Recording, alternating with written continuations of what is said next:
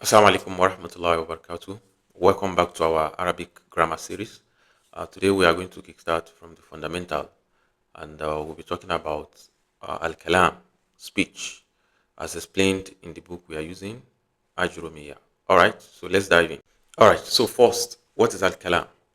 Al-Kalām huwa al-lafzu al-murakkab al-mufidu bil-wadi.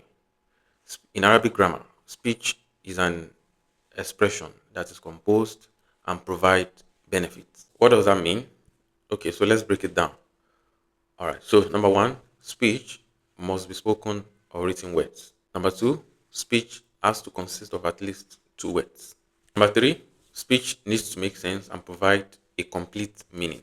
Okay, number four, so the sentence must follow Arabic grammar rules. All right, so for a sentence to be considered as kalam, speech, in Arabic, it must include subject and predicate. Subject, which is al-mubtada, then predicate, which is al-khabar.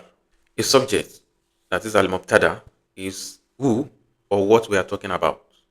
Then a predicate, which is al-khabar, is the information about the subject.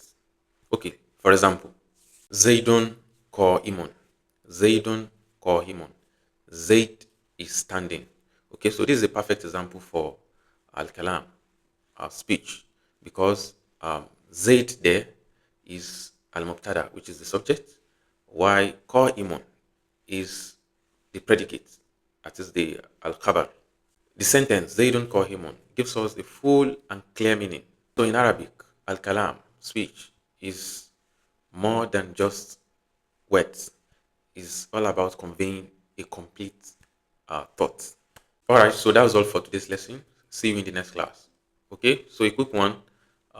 Let's write in the comments section an example of kalam, speech.